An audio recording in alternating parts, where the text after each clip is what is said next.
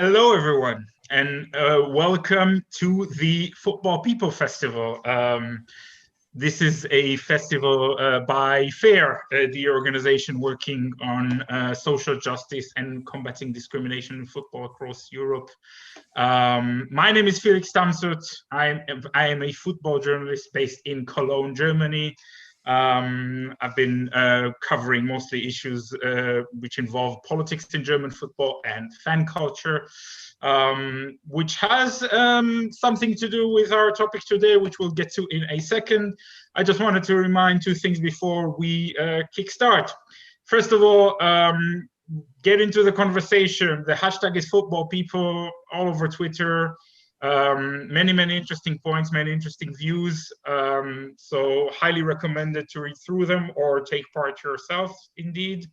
And the second point would be check out the other panels.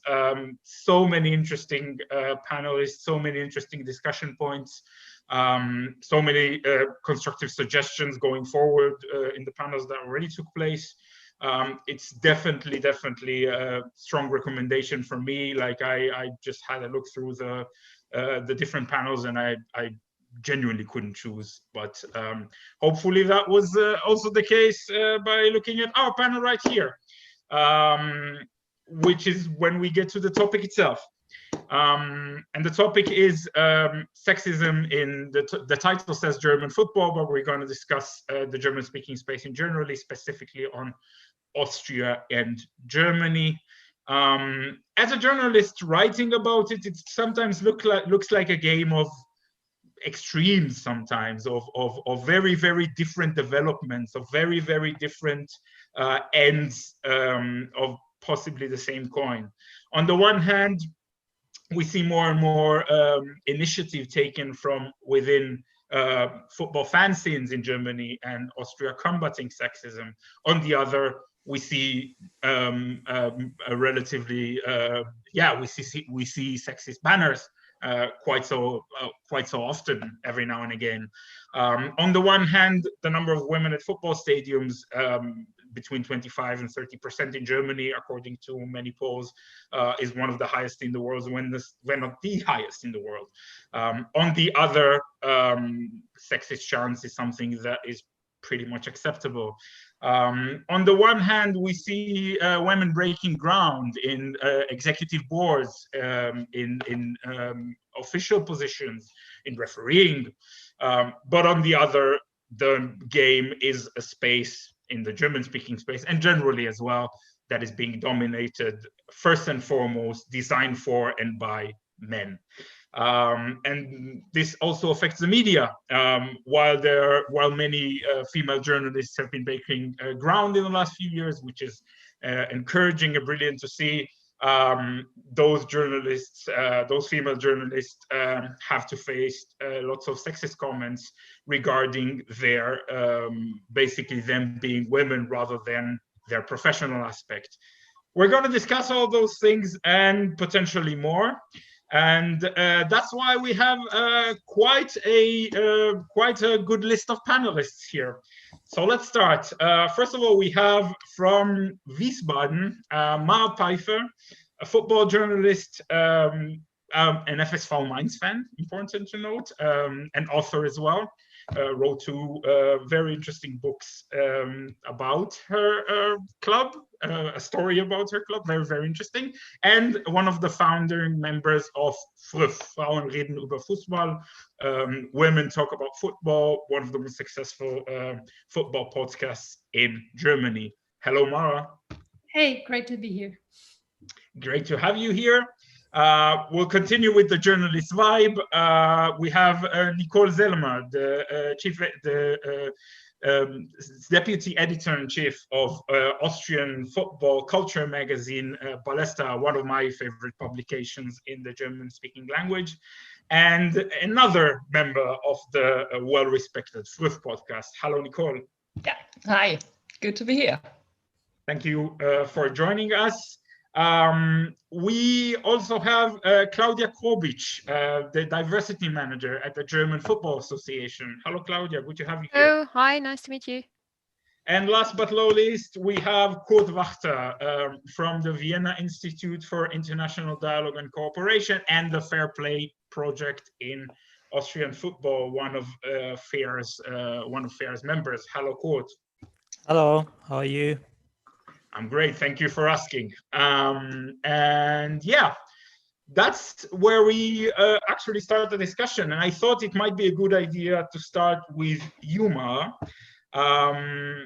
We're going to start discussing, I think, the most basically an area of sexism in football where we've seen, again, those two extremes of progress on the other sides, good initiatives of combating it and of allowing like safe spaces for women, and on the other, lots of steps back as well, which is fan culture.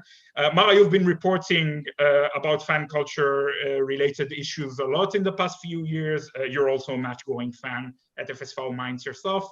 How would you rate the current state of the fight against sexism in German stadia? So that's a very broad question. I think you said some good points yourself in your introduction. There's a lot happening on both ends. I mean, there are initiatives from within the fans, which have always been the strong initiatives in German football for the fight against racism. I think Nicole can even say more about what's been happening at Finn over the last years. I think there has been, in my understanding, there have been more journalists actually writing about what's going on that subject. So the level of awareness has been raised, I think. So that's the good stuff that's happening. On the other hand, I think the society as a whole has, tended to step a little back on those, backwards on those issues. And of course, that's been happening in football too. Like a lot of guys thinking that's their last resort, where they have to keep a kind of male toxic environment, and where they have to fight for their right to be in that way. And so I think the question right now is, as we approach like the next years, which side is going to become the stronger one? And you mentioned developments which also involve society. Do you think that the development we've been seeing, one of them is obviously the Me Too movement from the past few years, but generally speaking, there's a lot more talks about issues which involve spaces for women, also in executive boards, representation of women on different levels. Do you think we see those things being represented in a just way also in German football, to your understanding?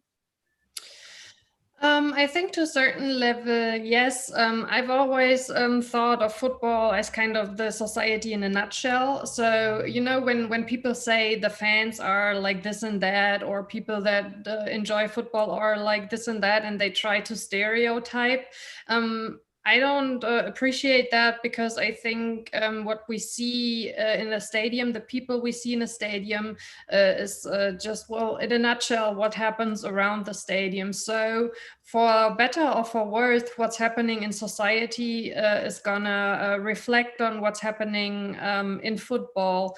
And what I meant actually with the society was more of what's been happening in a bad way, for my understanding, like the likes of being, you know, you have certain groups that try to tell you it should be okay to say sexist stuff or racist stuff or whatever, and part of those groups have been getting more strength over the past years, and I think that has been reflected in the stadiums in a really bad way, that things we thought we had maybe even overcome in football are bouncing back in the stadiums. But of course, on the other hand, you have women that fight for taking steps forward and for being in like you said in a Vorstand or whatever. And you have that in football too. Like you have Sandra Schwedler at St. Pauli. And what I find interesting listening to women like her, I remember when she started, she was talking a lot about how a quotation on female people was maybe not the right way to go. And the longer she's been in, she started reflecting on that again. And now when you hear her talk, she'll go more like, well, maybe it's the way we need for the first steps. And we're still taking the first steps. Even though we've been on the subject for such a long time, it's still another first step and another first step. So yeah, the issue of female executives in the German-speaking football countries is something that we will touch broadly later. Nicole, you at Ballesterer, you've been writing a lot about also fan culture in Austria. We've all seen that disgustingly sexist banner at Rapid at the beginning of the Corona crisis. How would you rate the current state of the fight against sexism in Austrian stadiums? Well, maybe let me get back a little to what you asked before, because maybe that can shed some light on also what is ongoing in Austria. I think in football, in countries with a rather strong fan culture like Germany and partly also Austria, with the bigger fan groups like at Rapid or Sturm and maybe some other clubs, what we see is sexism in the stadium is still there, obviously, and it's even there more stronger than before, but it's there in a rather blatant, very very obvious and very dumb way, and that sounds absurd, but that is good in a way, because it allows us to tackle it also heads on, so to say. And it also opens up the space for debate, because it's so obvious that even people who wouldn't call themselves feminists in 100 years can see that, okay, this is not okay, and we need to do something about that. So I think that is an interesting observation, which really has to do with a sort of football fan culture where you don't have a choreography is not a discussion paper. It's not 20 pages long, obviously. So you have to put things very short and very also vulgar in some instances, or funny in others. And now about the banner, I don't know if really everybody has seen that. That would be, I think, overrating the importance of the of the fan scene in Vienna. Sorry for saying that, but that was. So I'm gonna explain it. I can't. I won't tell you what it said, because it's a Viennese dialect actually, which was also important. But roughly translated, it said it was a critique of the matches behind closed doors without spectators during Corona. So now, and it said watching a game without fans is like having sex with an ugly woman. So I think if I remember correctly, Kurt or others can correct me. So, and it said that like in a dialect and a vulgar form of dialect. And the banner was shown, I think, before the match started. But that was taken up by social media and also by the TV broadcast. And it was like, and I have to say that the broadcasting, they did that very well, because they put it up to the experts in the studio, and then also to the manager, to the executive CEO of Rapid. And the banner was taken down then, but it was really a huge discussion, huge public debate. And interesting things about that. I think that shows how that the awareness really has grown. So it's no longer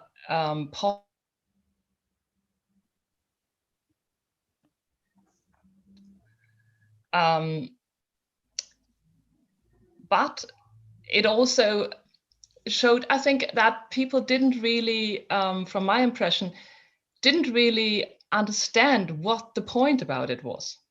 But they criticize that it's vulgar, and we don't want that in football, and we don't want that in society. But I think we really need to, there's still a lot of explanation to do. There's still a lot of great lack of understanding.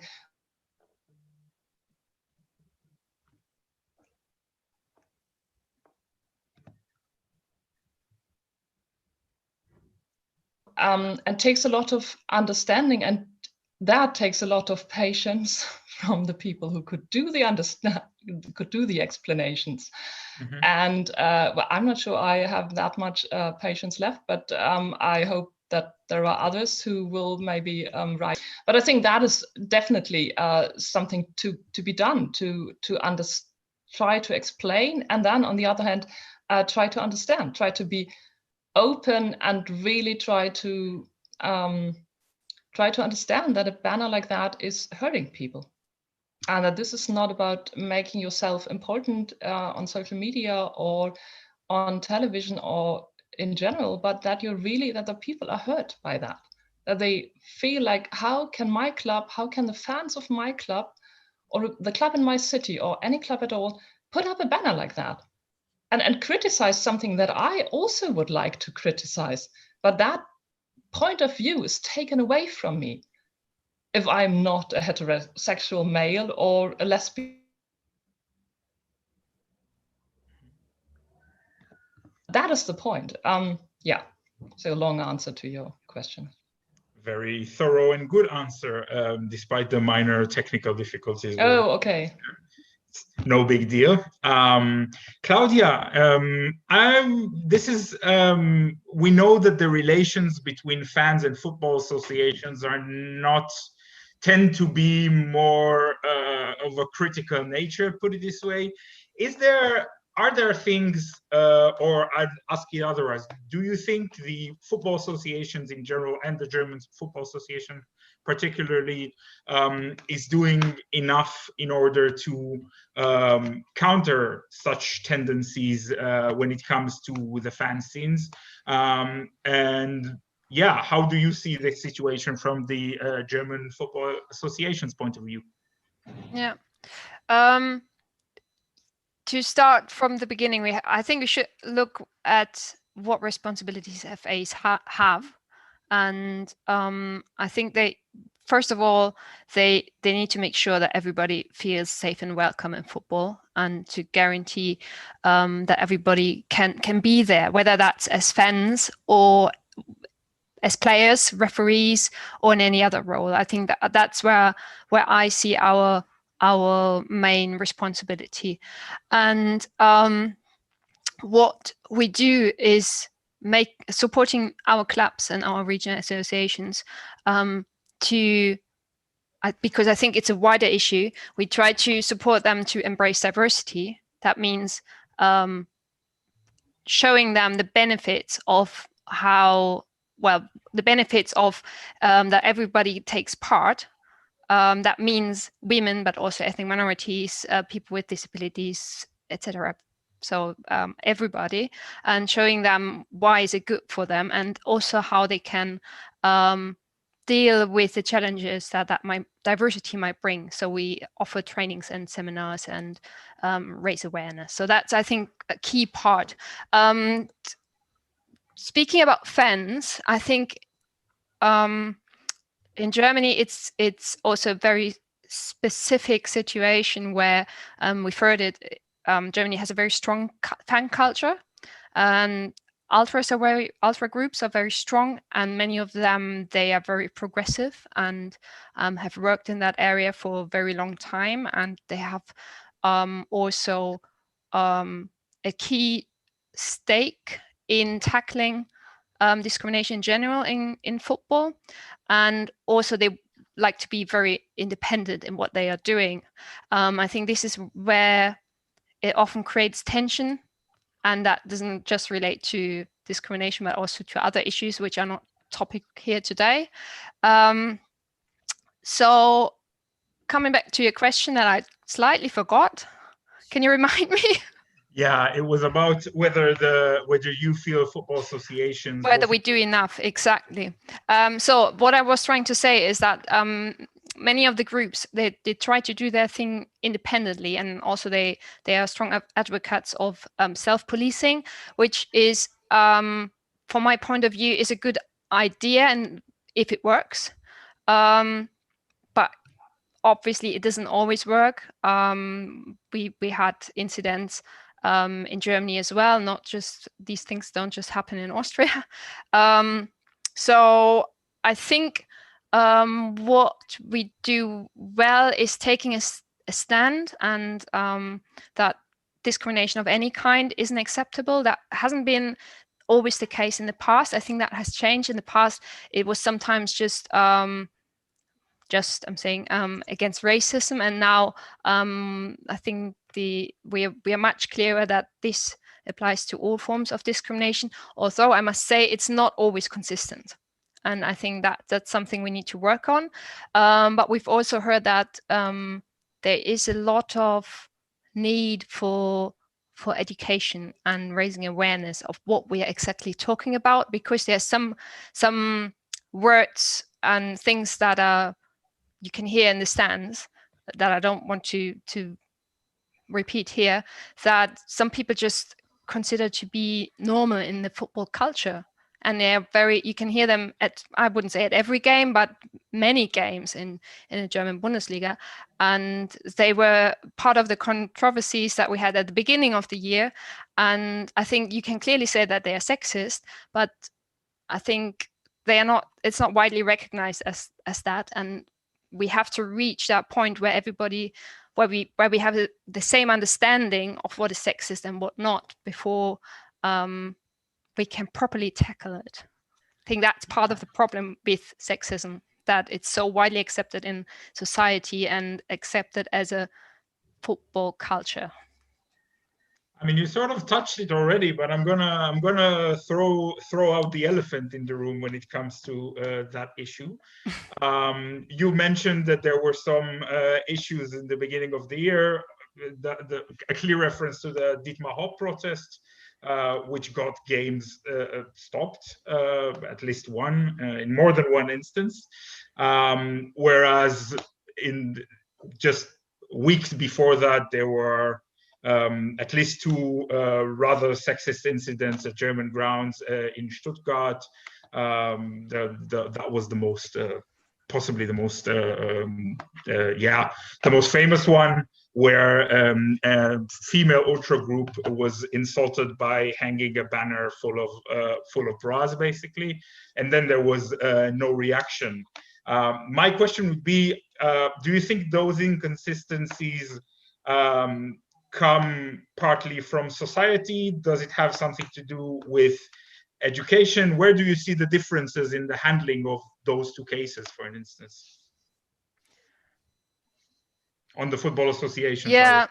well, I think partly it's because of a certain difference in how different forms of discrimination are still viewed. So I think there is still a different awareness of different kind of different forms of discrimination, partly because some forms are they happen more often, and that's why they're also more accepted, like sexism. And as long as that's the case, as long as that's kind of okay by most of the people that are in the stadium, it is difficult to tackle. I'm not saying that this is okay, but I think that's part of the explanation for it. And I think that's something we need to work on, and to make to raise awareness that that's not acceptable, so that when things like that happen, then there must be a red light and say, no, that's too much. So Kurt, I want to go over to you for the first time in this discussion. At Fair Play, you've been doing lots of grassroots work. How do you see the situation from your angle, so the work that you guys do, and where do you see the chances for improvements in the future in that area? Yeah, okay. Thanks for having me here. Yes, so I'm with Fair Play. We are around for some time now. We were established in the end of the 1990s. And I mean, just going back slightly in time, when we started with Fair Play and also starting with the Fair Network when we founded it in Vienna, end of 90s, I think we still had a situation. I remember personally the Austrian FA had a section on women football. The icon on the website was a high heel. So that was end of 90s. I remember when we had action, our action weeks, speaking about racism with a second league club here in Vienna.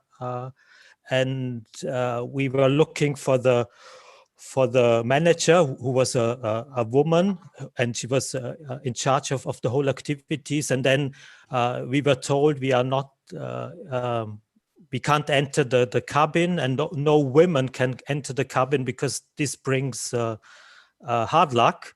So, I mean, just looking back at like 20 years, a lot of things happened. And for example, this second league club, now we have the Football People Action Weeks. They are now openly speak out against homophobia. So there was, I have to admit that there has been and there's a change. So football is not static. We know football is very ambivalent, and things change. Saying this, we are still confronted with what we already what was already described, the open sexism in the stadiums. Nicole mentioned this incidents with Rapid. We had just 2 months before, in March, there was a similar banner from Austria Vienna fans. They protested against the UEFA Women's Champions League final, which was supposed to be played in May in their stadium in Vienna. We know that because of Corona, this couldn't happen. But the banner said something like Herd statt Hor. Women have to go back to the kitchen, to the stove. They shouldn't play football here. So I think, yes, again, and that's what you also mentioned at the beginning. You have different trends, and probably, yes, I think this the issue with the open sexism is when we talk to some of the football administrators. For example, we had end of September, we had a meeting with the CEO of Rapid, and when we tried to discuss it quite openly, what can a club like Rapid with that living fan culture can do, and I think there's still a lot of uncertainty how to tackle it, and what is sexism.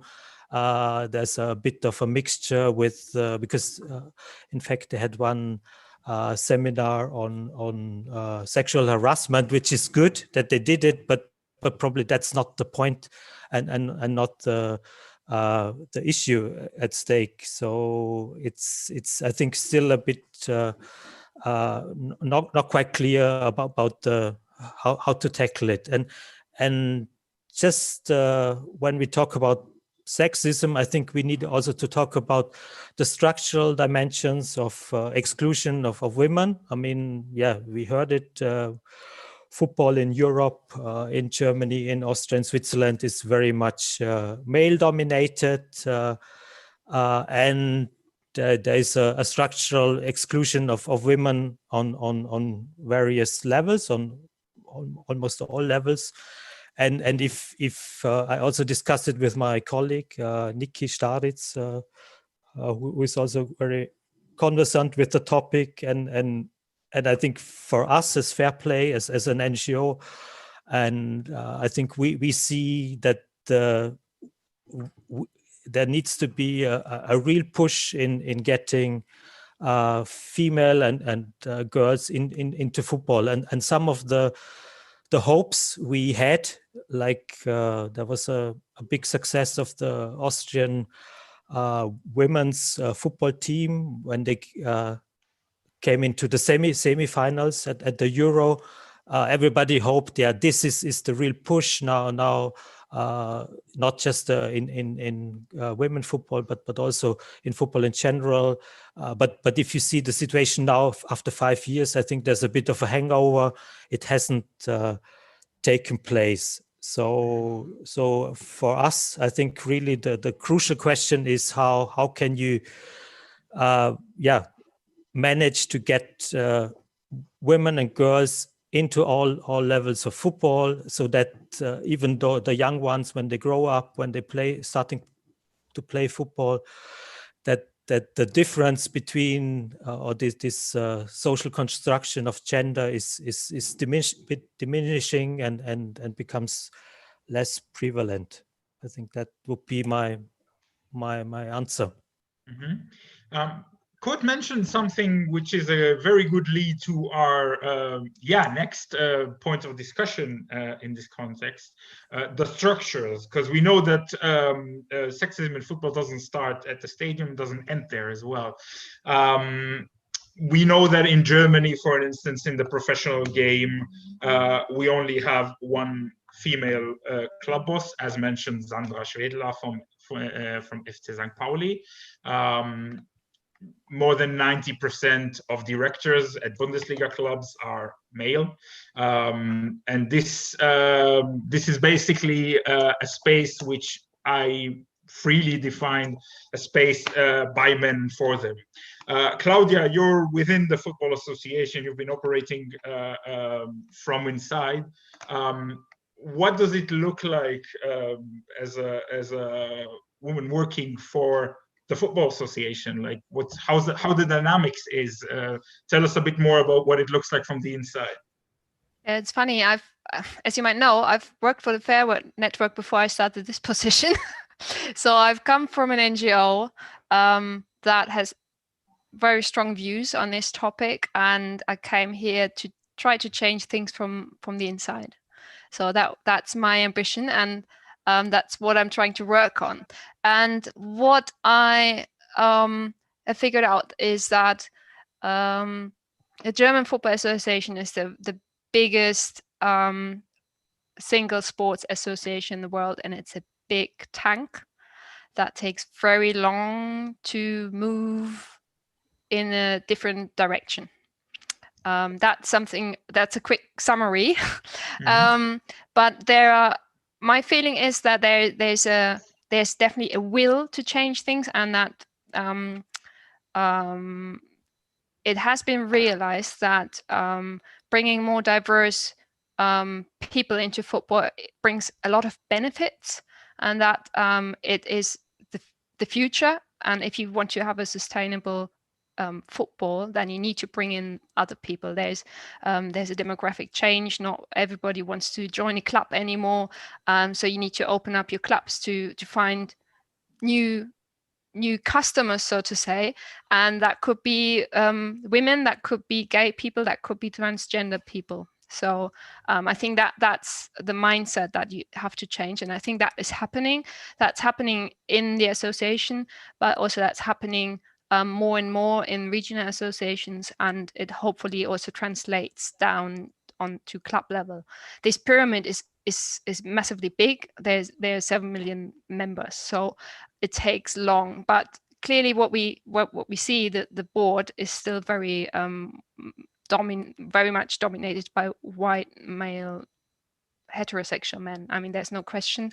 We can spell it out. There's just one woman, Hannelore Ratzeburg, and she's been there for a very long time. That needs to change.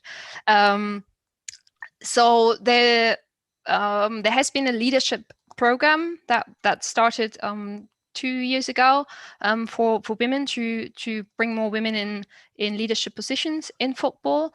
that was initiated by the DFB and has finished now. The results, we will see what the results will be, but also the regional associations, they are asked to run similar programs in their associations, because eventually the board is a picture of what's happening at the at club level and at regional association level. So we have to change it at the bottom somehow, so that those people, those not just male and white people, actually can make it through the ranks. So that's starting, and a similar leadership program will start in November for ethnic minority people, which I also hope will be will see women as well, not just male ethnic minority people. But interestingly, I mean, yes, we can talk about the board, but then on executive level, it's a bit different. My feeling is it's more progressive. For instance, we just had a new director starting in October, and she's a woman. She comes from Goodyear, from the tire company. So that's a new new impulse. I hope it also gives impetus to more women following. So she's director of communication, which is quite important for the DFB as well. And also the deputy CEO, she's also a woman. So they're as employees, I have a feeling there are more women, and also more women making it into leadership positions. But on the voluntary sector, how do you say that? I mean, on this board level, it's still difficult because it just takes such a long time. Mm-hmm. Nicole, you have the overview over both Germany and Austria as a football expert on both countries. We know it's been mentioned already, in both football associations, you have one woman sitting in the board of directors of each, responsible for women's football in both cases. In the DFLs, the German football leagues, board of directors, there isn't a single woman.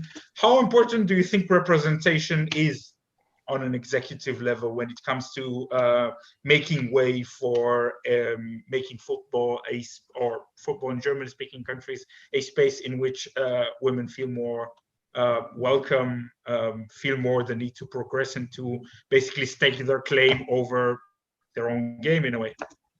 Mm-hmm. Well, I think it's part of the whole picture. I mean, we won't, we can't only start at the top and fix things at the top and then hope that everything will sort itself out. But we have to tackle it on different levels, and we are doing that. I mean, the others have already mentioned that, but I think it's really worth repeating that we've come such a long way.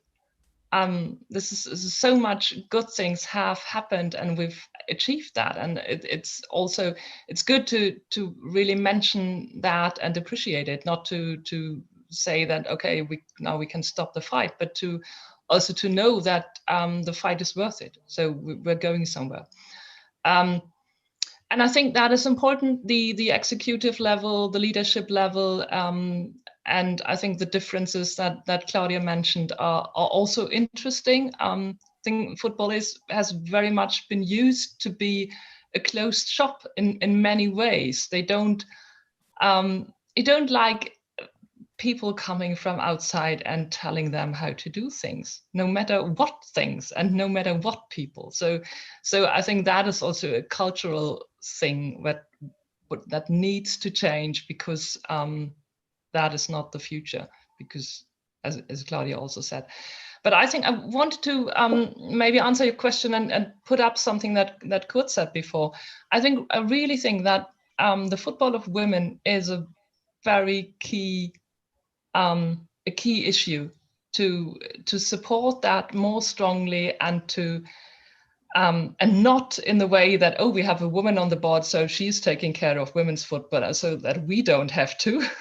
Not in that way, obviously, but as a united effort, and as a thing that is also for supporters, for everyone. And that is also something that came up with the Rapid banner, to take up that, not to pick on Rapid, but because it's something where you can see structural things that people also were so upset about this banner because they had been upset about Rapid not having a women's team for some years. And that was also because of what Kurt mentioned, the European Championship in 2017, where Austria made it to the semi-finals, completely surprising everyone but the team itself, and really set the whole country in a euphoria about women playing football. So that was a little bit crazy, of course, also, but it really showed what can be done. And I'm very convinced that that is the way to go, or one of the ways, which I said. So, and it's difficult because there are because it's a difficult area. Also, what should we do about supporting women playing football? But I think that is also one piece of the puzzle. Yeah, I mean, another space in which, as you mentioned, a lot has been done in recent years, two examples of which are sitting in this very panel, is the media, where you see more and more female journalists, commentator, Claudia Neumann is a name everyone knows, breaking new grounds and providing, maybe role model sounds a bit big, but providing a new perspective into the world of football journalism. Mara, you've been at the center of that in recent weeks. You've made, at least on Twitter, a well-received performance on Doppelpass. Well-received from my perspective as a Twitter reader of yours. How would you sum up the experience of being in such a predominantly male space, which has been male over so many years, and all of a sudden you're there? And it's important to point out that one of the panelists, a former player who is now a football journalist, has made disgustingly sexist remarks about Borussia Dortmund fans not playing well because they may have had menstruation problems. So what was your take from the whole experience? How did you feel in this panel? Yeah, that's a question I could answer, I think, for weeks. For me, when I talk about that and about my own experience, I always go back to my first experience. When you start writing about football, you don't think about what's going to happen to you or with you, or when I write, whether it's as a journalist or as an author, I never think about an audience. I just think about the subject. So the first big intro, I think, for me with that subject was 8 years ago, maybe, when I wrote my first book about football. And I was invited to a TV show for the very first time to talk about that. And at that time, it was quite exciting for me because I'd been watching that show for so long. And now all of a sudden, I was supposed to be on the show. And it was a pretty good experience for me. I came home and I had received so many messages during the show over Facebook from people I had never known. And most of them were sexist in the worst possible way, talking about wanting to shove penises down my throat so I would stop talking about football and stuff like that. And not one message or 10 messages, but I mean, so many. And I'd just been on a TV show and talked about football, and I couldn't believe it. And I remember that back then I reflected on the subject and I asked myself if that was something I was, I thought I could endure. I would really put it like that, because I thought if it happened now, it's probably going to be, I don't know, part of the job. And that has really proven to be true, because we talked about representation. I think representation is key in the media too, because whenever I go on a show like that, and TV has its own dynamic, you know, because you're so out in the open. When I write, I do that at home. I mean, of course, there's my name to the article, but it's still different than being on national television. And whenever I do that, I get so many messages from young female journalists that say it means something to them to see a woman on a panel like that, to see a woman on a show like that, to see that is something they can aspire to do. And that's really a reason for me to do it. But the sexist comments never stop coming in. And a lot of times when you voice your anger about that, people will say, well, you just don't like to be criticized. But there's a difference. I mean, I don't care, or I'm open to anyone writing an email because they feel like they have to, telling me, I didn't like your views on that point. Oh, I didn't like your article because this and that. But the mails go like, did you have your period when you wrote that article? Did the milk, I don't know how to say that in English actually, but like, you know, when you just had a baby and the milk just goes in your boobs, and they ask me that, did that happen during the article because you had such a soft tone in it, you know? And I'm like, what the bleep? And that's something that really needs to stop. But I think for it to stop, we need to be there. We need to endure those comments, and we need to show the people that write those emails, you can write the email all you want. I'm still going to be there next time. You know, you will not silence me. I will not stop being a representative of women in football. And well, we're there, deal with it. You're not going to get us away with your sexist comments. And it's important, to really talk about it. Because if you don't talk about it, every woman that receives mails like that is gonna have a moment where she asks herself, is it me? You know, did I do something? I don't know, did I do something that invited those emails? And that's not it. It's just a bunch of, you know, idiots really that need to voice themselves like that, and we cannot let them control who's writing about football. It's not their space, it's our space too. Moment. You've mentioned making a statement, we're here, we're not going anywhere. One of those statements, which I consider partly a statement, but not only, was the podcast you two are part of, Frauen reden über Fußball, Golden Blogger of the Year for 2019, if my records are correct. Nicole, what sort of reactions you guys have been receiving since starting the podcast? On a personal level, a very strong recommendation for me. On a journalistic level, one of the most interesting podcasts that I listen to on a regular basis. But that's just my personal perspective. Nicole, how were the reactions you guys have been receiving in the crew since then?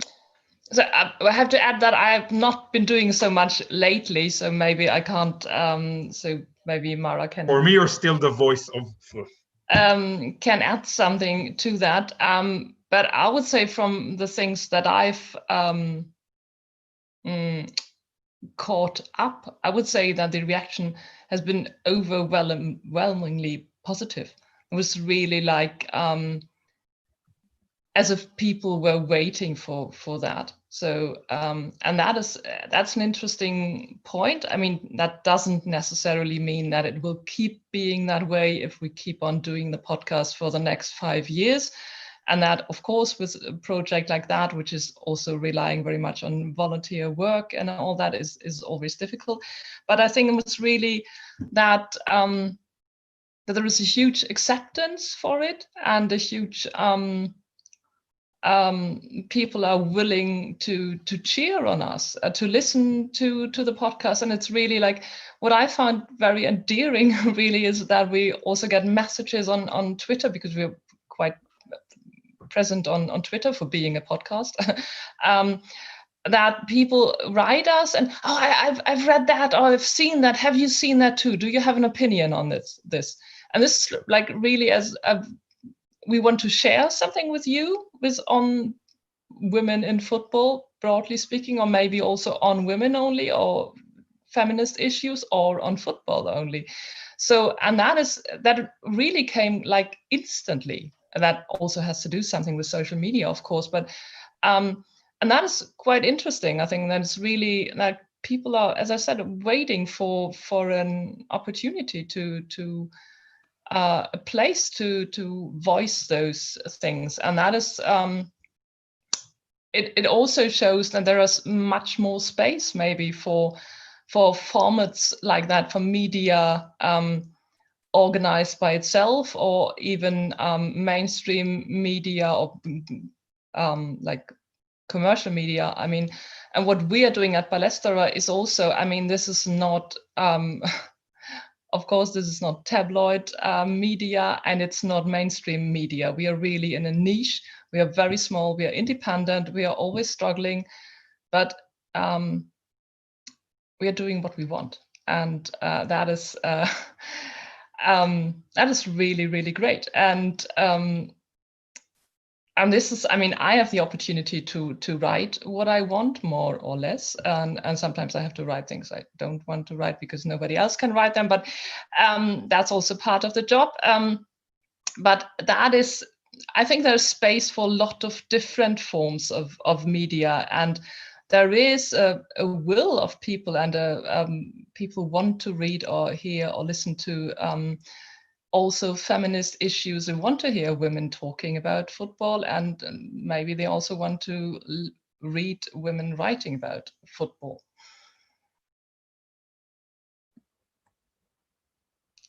Thank you so much for that answer, Nicole, and thank you all so much for your takes on this very, very broad issue. It's been a very interesting discussion with lots of interesting points. Now we've reached the part where we take some questions from the audience. And the first question involves the issue of equal pay. And I'm going to read. The question is from Shehzad Nawaz. Hopefully I pronounce it correctly. Apologies if I do not. What do the panelists say on the issue of equal pay for female footballers? And specifically about the argument of men's football making more money on a purely factual basis.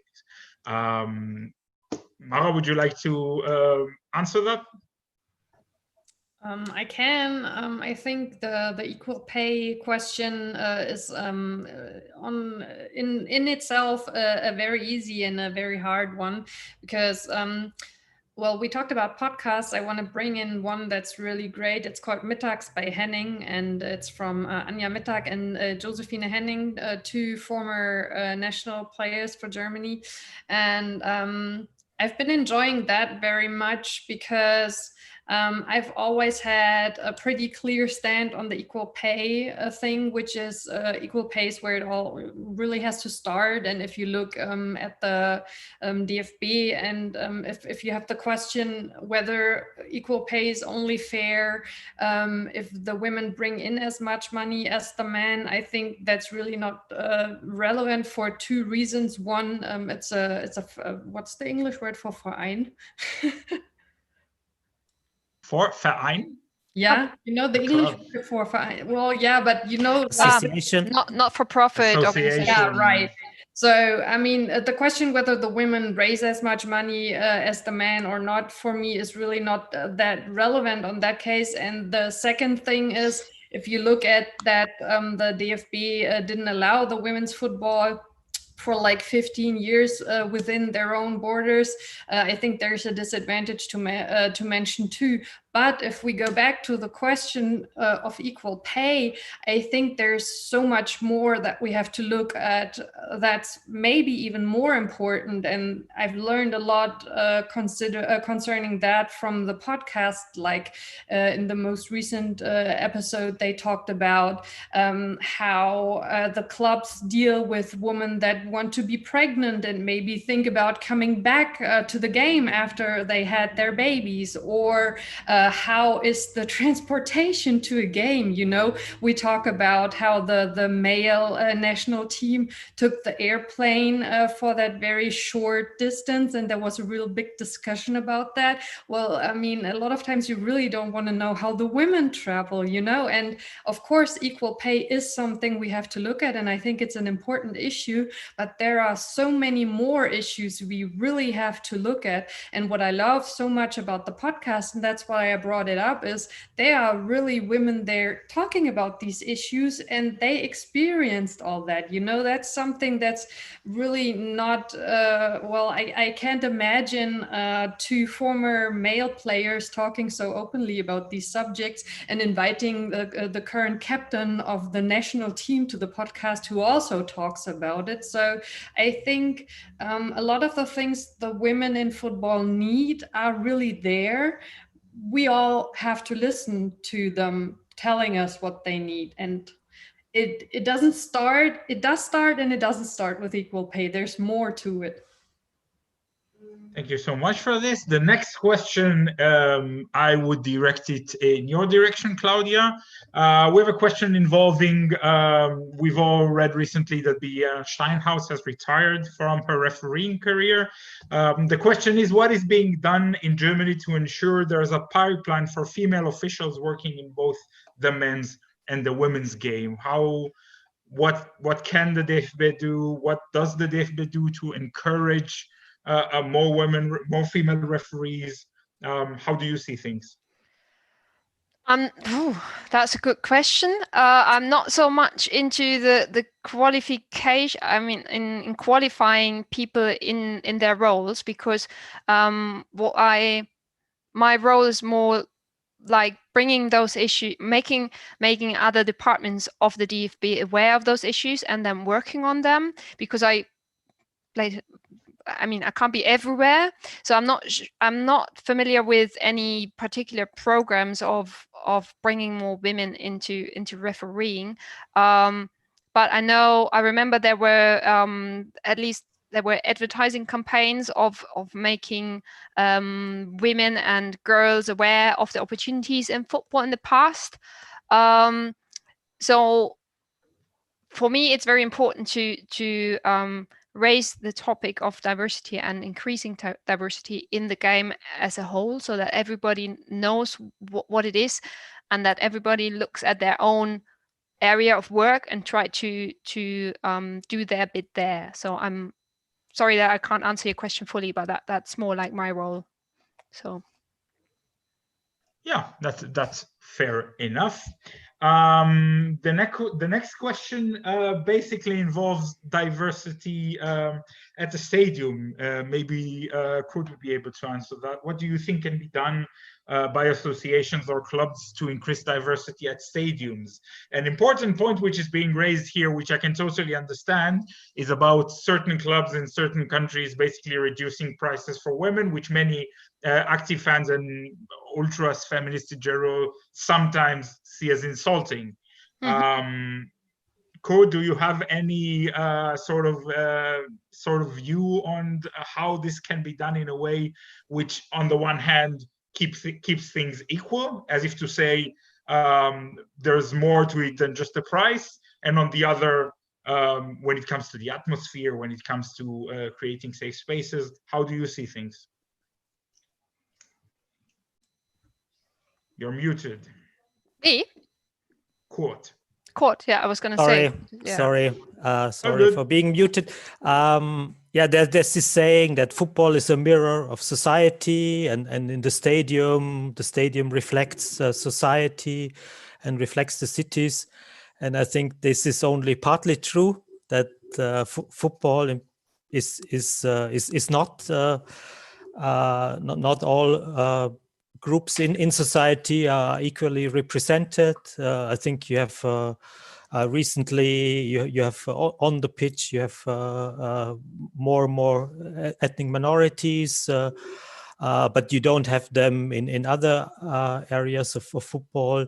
And with women, I think you mentioned that there are some improvements with the amount of women attending games, not in all countries in Europe, but in some, and Germany is part of that. I mean, if you talk about normal times, not about now, about Corona. But in general, I think the diversity is, from our point of view as campaigners, is really still lacking behind. I mean, if you just take I think homophobia, we haven't really talked about this. I think homophobia really relates to sexism because it's always about gender identity, construction of gender categories, and yes, and I think there's nothing like open. I mean, at least in football stadiums here in Austria, of gay groups attending football games. I think that's a fact. So you can't hardly talk about that. Football is a mirror of society or equal representation, and about what is needed. Again, I think if we look at the dynamics in English football, you had a severe form of racism. I think in the moment ethnic minorities came into the game, were vocal, and started to play. I think that was crucial. And then I think the next steps, where we still are not yet, is taking up positions in the hierarchies in non-playing areas. And I think that's for me the way forward.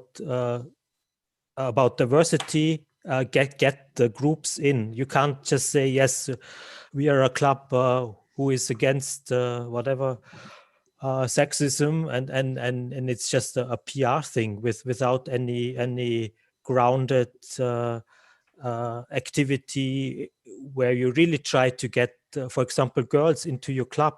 I mean, we just counted.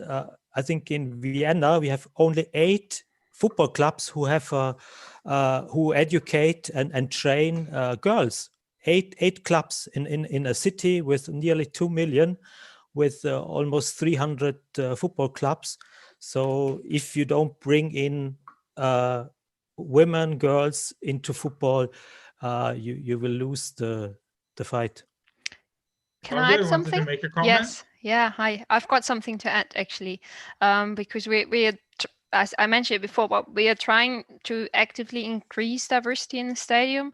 Also because we want more people to come more, so to fill up the stadiums, and we have made good experiences with stakeholder conversations or dialogues. So we invited on a topic of sexual and gender identity, we've invited different groups, and we spoke to them what they would need and what would make them feel safer and create a better environment for them in the stadium.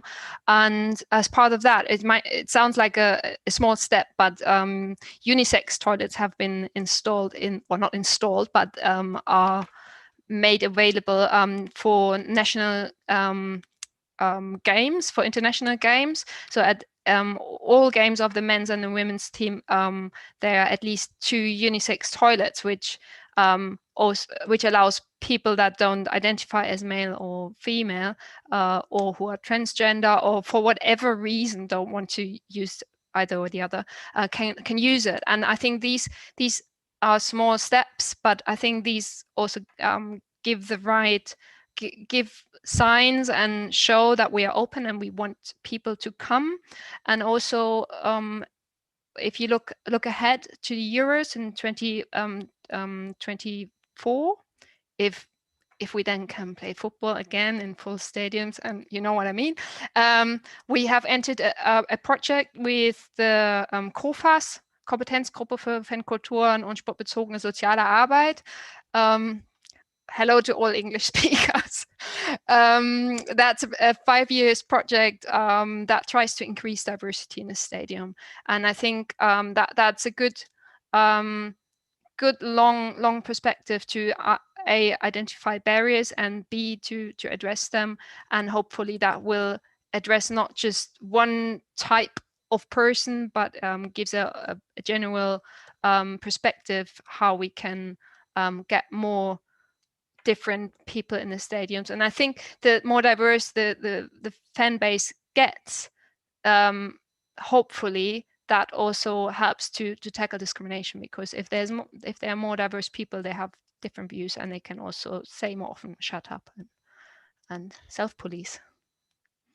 Yeah, on a very, very personal note, it was nice for the English speakers to get a bit of a taste of what it means to learn German as a foreigner in this country. But yeah, the next question is directed at Mara, in fact, and it involves Nora Häuptle, the only female coach in the Frauen-Bundesliga. The question goes, what has Nora Häuptle's reception been in the German press? Is she being given similar treatment to her male counterparts? Oh, I don't really know if I'm the right one to answer that, because I'm not reporting that much on the women's game. Actually, what I can say is that it's been, of course, a big discussion with only one woman being a coach, and that has been in the media quite a lot, but I cannot say very much about her reception. I'm sorry, maybe Nicole can. No, I don't think there's any. Actually, I would say there is so little covering of the women's game that on the bright side, there is no discrimination, not so much when it comes to individual managers who are just being managers and not doing something that might make them a target of any special covering. So I don't, but please butt in and correct us if that on social media, even afterwards, maybe that can be enlightening to us too. So, but thank you for that. And the next question involves a very, very sensitive topic, I think the three of us journalists here have been writing about in recent months, unfortunately, under the circumstances, about sexual violence in football. The question says, the question basically goes, unfortunately, there are still cases of violence in stadiums. Systems are needed at the clubs to ensure that those affected get the help they need under those circumstances. Nicole, we've seen in Germany, if I'm not mistaken, it was only a few months ago that we've seen the concept of combating sexual violence in football being made public. Could you tell us a bit more about that? Because I feel this is exactly the answer to this question. Yeah, I think, and maybe Claudia can add to it, because that was a brochure which is also available for download in German, but it has been made by a network of women also involved with a Women in Football network, FIN, which has been mentioned before, and from fan projects, so social workers and other areas. And that was done in collaboration also with the German FA, with the DFB and the league, the DFL. So, and I think obviously that is a topic, and we've seen some coverage in the last days, because there were some broader discussions and conferences on sexual violence in sports. And I think that is actually, there are things happening there. There is a movement in the right direction.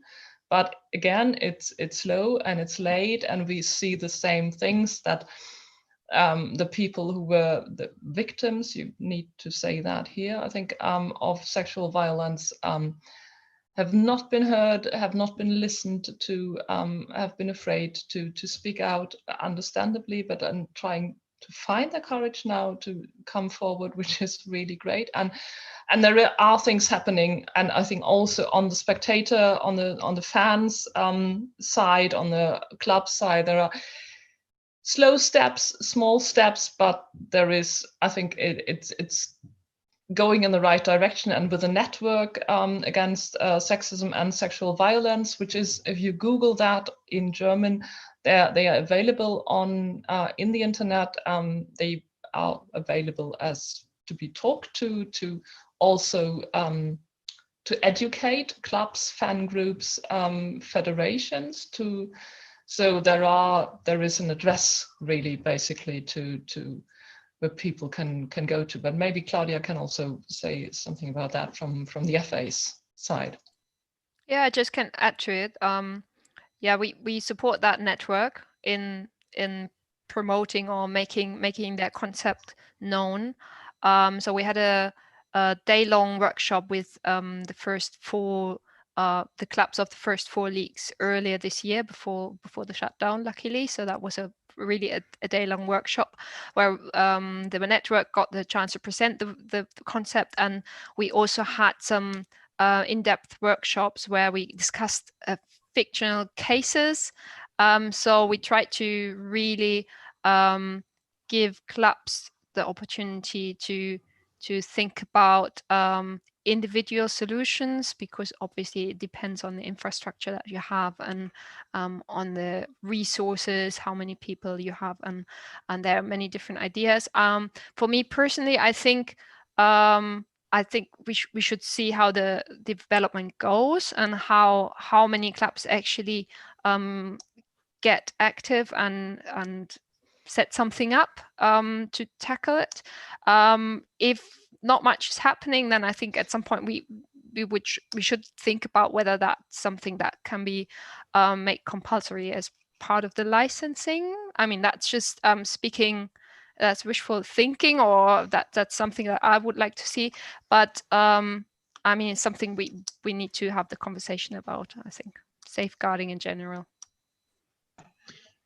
By that, without knowing, you've answered the last question. So thank you for that, Claudia. The last question I'm going to ask is actually would be a good note to end the discussion on a rather hopeful note. And it involves fan activism when it comes to sexism in football. We know that in the mostly in Germany, but in the lower leagues also in Austria through first Vienna and Wiener Sportclub, for instance, are two examples I know from Austria, where fans are well aware of such issues and they talk about it and they try to raise their voice. The question, which I find pretty interesting, maybe it would be, I think Nicole would be a good person to answer that, is how do you think football clubs should handle their fans demanding more action in this area? How do you think clubs should respond to their fans' demand of change in that sense? Well, listen to them and get together with them. I think we've seen that in the past, or we see that every day, that actions from clubs always are better if they are done in accordance with the fan base. I mean, independent of whether we're talking about tackling discrimination or handling the COVID rules, it's easier if you sit down and talk about it. How can we do that? What are good ways to handle it? I think that is. So we don't only have symbolic actions or actions which don't address the right problems or the right people. Mara, last word. We've seen in German football, of course, it's a parallel development. We've seen lots of sexist incidents over the past few years, but we've also seen lots of fan groups raising their voice. The well-known examples of Werder Bremen and FC St. Pauli, where the fans are very involved, are known to everyone. There's, of course, some other examples as well.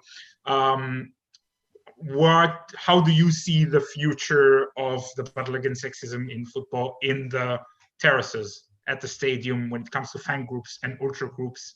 How do you see them taking this battle forward? Well, I think taking this battle forward is pretty much keep on doing what's been done over the past few years. I think the representation has been broadened. There are more people voicing their thoughts, and the groups are opening up to more diverse dynamics and views. And I think that's really the only way to go forward with it. Couldn't agree more. That concludes the end of our panel. Thank you ever so much to our participants. Thank you so much to our viewers for the questions, for your remarks, and indeed for hearing us out. Don't forget to tune in to all the other excellent panels as part of the Football People Festival. And generally speaking, follow FAIR on social media. They do their coverage and their observance of such issues of discrimination in football is definitely something that's worth keeping tabs with. I was Felix Tamsut from Cologne. It was a pleasure having you all, and hopefully, as they say in German, we see us, and hopefully in person, hopefully at a football stadium near yourselves. Thank you. Thank you. Okay. Bye to everyone. Ciao. Bye. Greetings from Cologne, everyone. Bye-bye. Bye. Bye-bye.